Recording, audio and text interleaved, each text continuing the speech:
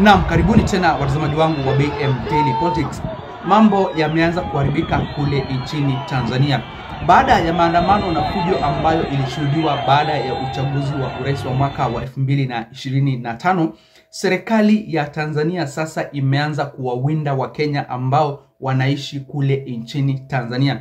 Na kabla ziendelee zaidi mtazamaji wangu, ningependa kukuomba wewe, kama uko na jamaa na marafiki zako kutoka hapa nchini Kenya ambao wanaishi kule nchini Tanzania, basi ni vyema uwajulie vile ambavyo walivyo sasa hivi. Wengi wameanza kutoroka kule kwa sababu kuna msako mkubwa ambao umeanza kufanywa na serikali ya Tanzania kuwatafuta Wakenya ambao wanaishi kule nchini Tanzania, wakishukiwa ya kwamba wao ndio walichochea yale maandamano na fujo na ghasia za baada ya uchaguzi wa nchi ya Tanzania wa mwaka wa 2025 tarehe 29 mwezi wa 10 mwaka wa 2025. Serikali imekuwa ikisema ya kwamba waliochochea haya maandamano ni raia kutoka nchi za kigeni, na nchi za kigeni ambazo ziko karibu na Tanzania watazamaji wangu ni Uganda na Kenya. Lakini Wakenya watazamaji wangu ndio wapo tabani sana sana. Kuna Wakenya wengi ambao walikuwa wanafanya kazi kule nchini Tanzania, na kuna habari za kuhuzunisha ambazo tunazipata watazamaji wangu ya kwamba kuna baadhi ya Wakenya ambao walipoteza maisha yao katika yale maandamano na fujo na ghasia za baada ya uchaguzi wa mwaka wa 2025. Wakenya ambao walikuwa wanafanya kazi kule wameanza kutorokea huku nchini Kenya, wameanza kufunga virago na kurudi hapa nchini Kenya kwa sababu hata msako unafanywa mpaka ndani ya magari. Kama unasafiri unapata kwamba magari yamesimamishwa, mnafanywa msako. Kama wewe ni Mkenya unakamatwa, unapelekwa kizuizini. Kibaya zaidi ni wewe Mkenya ambaye uko kule nchini Tanzania na hauna zile stakabadhi za kuonyeshana kwamba uko kule nchini Tanzania kwa njia ambayo ni ya halali. Na hata kama uko kule kwa njia ambayo ni ya halali, ni biashara gani ambayo unafanya huko? Usiwe tu wewe ni Mkenya na umeenda kutembea kule kwenye ziara zako za starehe. Wewe upo tabani kwa sababu utaonekana ya kwamba wewe ulikuwa umeenda kujiunga na waandamanaji wa Tanzania ama kuchochea maandamano ya kupinga uchaguzi wa Mama Samia Suluhu. Hizo ndio habari ambazo tunazidi kuzipata kutoka kule nchini Tanzania. Na kabla ziendelee kufahamisha zaidi mtazamaji wangu, ningependa kuomba uweze kulike hii video na pia uweze kusubscribe hapa BM Daily Politics, ndipo sio kwa kwanza kuzipata habari punde tu ninapozichapisha. Na watazamaji, wa Kenya wenzetu wapo tabani. Yale matukio ambayo yalishuhudiwa kule nchini Tanzania, sasa lawama imekuja kwa Wakenya, hata sio wa Tanzania, kwa sababu kulingana na serikali ya Tanzania inasema ya kwamba yale mambo ambayo yalishuhudiwa kule huenda yalikuwa yamechochewa na mataifa ya kigeni ama raia kutoka mataifa ya kigeni, na Wakenya ndio wanashukiwa nambari moja ya kwamba wao ndio walienda kule kuongoza hayo maandamano ya kupinga uchaguzi wa mwaka wa 2025. Watazamaji wangu, mnakumbuka vizuri kipindi kile Watanzania walikuwa wamejitosa kwenye maandamano kupinga serikali yao kule kwenye boda ya Namanga. Pia kuna fujo na vuta ni kuvute ambayo ilitokea kati ya maofisa wa polisi kutoka kule nchini Tanzania ambao walikuwa wanakabiliana na waandamanaji kutoka hapa nchini Kenya ambao walikuwa wanataka kuvuka kule nchini Tanzania ili kujiunga na hayo maandamano. Kwa hivyo watazamaji wangu, kulingana na hayo matukio ama visa ambavyo Wakenya waliripotiwa kutaka kujiunga na maandamano ya Watanzania, ndio unaona serikali ya Tanzania imeanza kuchukua sheria kali kuwatafuta Wakenya ambao wanaishi kule nchini Tanzania. Wanaishi kule kivipi? Wanafanya kazi kule? Ni biashara gani wanaendesha kule? Ama ni nini ambacho kinawafanya wakae kule nchini Tanzania? Sasa hivi ni kubaya mtazamaji wangu, na nimekuelezea ni vizuri kama uko na rafiki yako, ndugu yako, dada yako ama mama yako ambaye amekuwa akiishi kule nchini Tanzania, ni vizuri uweze kumjulia hali, kwa sababu haujui kama yuko hai, amekamatwa ama yuko hali gani mahali ambapo sasa hivi. Kuna video na picha ambazo zimekuwa zikienea kwenye mitandao ya kijamii zikionyeshana vile ambavyo mauaji yalitendeka wakati nchi ya Tanzania ilikuwa gizani. Hakukuwa na mitandao ambayo ilikuwa inafanya kazi, hakukuwa na internet connectivity, na ni mambo mengi sana ambayo yalifanywa ya kiunyama. Watu wengi waliuawa, na kama vile ambavyo nimeanza na kuelezea ni kwamba kuna baadhi ya Wakenya ambao walipoteza maisha yao kwenye hayo maandamano na fujo na ghasia za baada ya uchaguzi wa mwaka 2025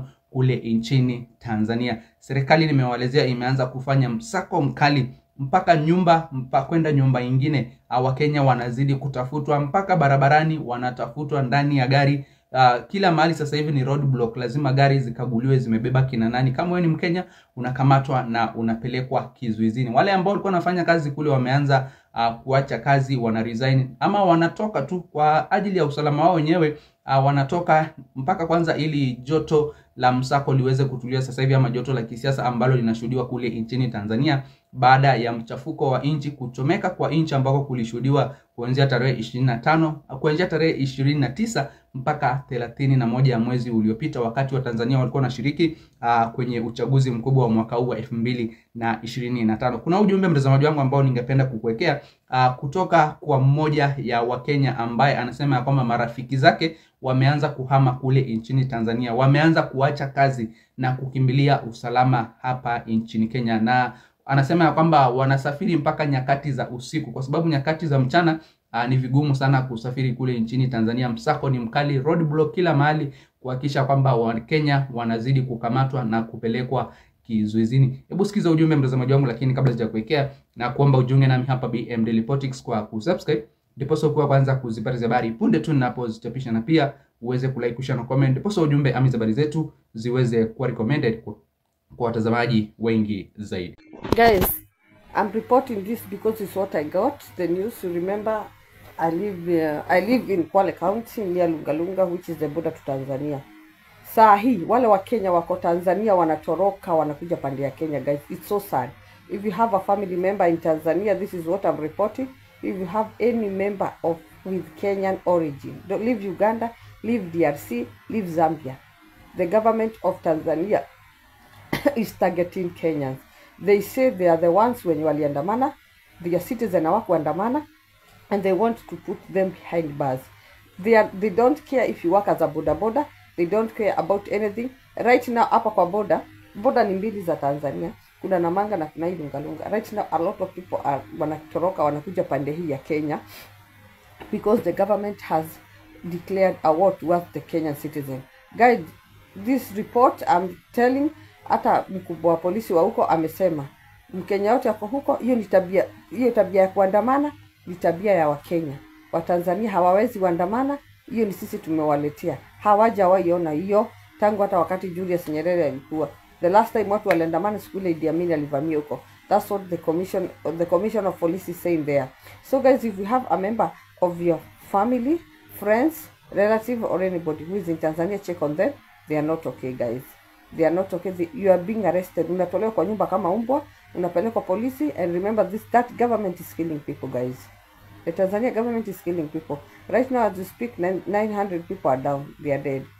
Hapa kwa border sasa watu wanarudi kwa mwenye alikuwa Tanzania ananiringia ameenda Mwanza, amerudi hapa sasa hivi.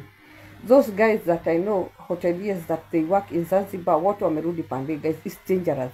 Check on your family. The government of Tanzania has announced war towards the Kenyan government. Check on your family, guys.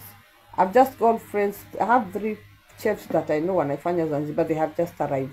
Na wamekuja na usiku, guys, because it's very dangerous. The government inasema hizo vitu zote wamefanyiwa ni kwa sababu ya Wakenya. They say their citizens could never even thought about doing whatever happened in Tanzania. They don't think that there is awakening spirit in Africa. They think it's a Kenyan. They think we have the blood of kuandamana, and that's why they are saying that. Check on your family, guys. Check on your family.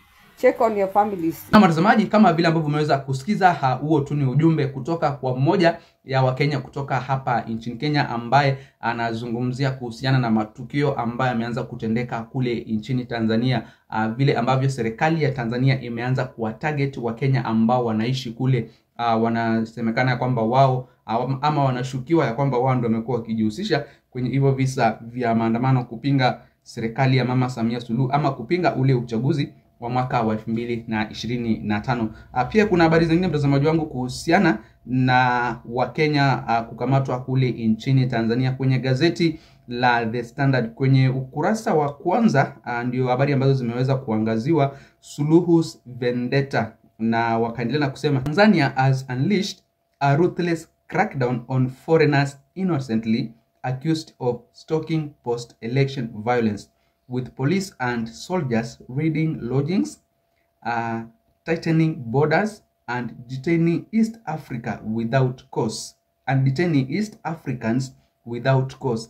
The directive issued from police headquarters late Monday has sent shockwaves through the hospitality sector and triggered fear among Kenyans living in the country. So unaona watazamaji wangu, wale wananchi kutoka hapa East Africa ndio wapo taabani, kwa sababu wao imekuwa ikisemekana ya kwamba ndio walichochea hayo maandamano ya kule nchini Tanzania. Lakini najua target ni Wakenya watazamaji wangu, kwa sababu Wakenya ndio wamekuwa wakijulikana kwa maandamano, wao ndio wamekuwa wakijulikana kuandamana hapa nchini Kenya. Na kwa hivyo vile ambavyo walionekana kutaka kuingia kwenye maandamano kupitia kwenye mpaka wa Namanga, basi hivyo ndio serikali ya nchi ya Tanzania ilifanya maamuzi na kusema kwamba wao ndio walikuwa wanaenda kuchochea hayo maandamano, kwa sababu katika nchi ya Tanzania hakujawahi kushuhudiwa maandamano kama yale ambayo ilishuhudiwa tarehe 29, maandamano ya kuchoma nchi, maandamano ya uharibifu na kuchafua nchi na kusimamisha kila kitu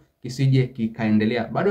Bado wananchi kule nchini Tanzania wanaendelea kuomboleza wapendo wao ambao waliaga dunia, ambao walipigwa risasi, na kuna habari mingi ambazo tunazidi kuzipata na video, picha zikionyeshana vile ambavyo mambo yalifanyika kwa giza yalikuwa ni ya kuhuzunisha, mambo ambayo yalikuwa ni yanakiuka haki za kibinadamu. Na kwa hapo watazamaji wangu, lakini msiende mbali, nitakuwa narejea vipunde na mengi zaidi ya kuwafahamisha. Kabla sijatamsha watazamaji wangu, na wakumbusha mjiunge nami hapa BM Daily Politics kwa kusubscribe, ndipo sasa mko kwanza kuzipata habari punde tu ninapozichapisha, na pia muweze kulike, kushare na comment, ndipo sasa ujumbe ama habari zetu ziweze kuwa recommended kwa watazamaji wengi zaidi. Msiende mbali watazamaji, nitakuwa narejea vipunde na mengi zaidi ya kuwafahamisha.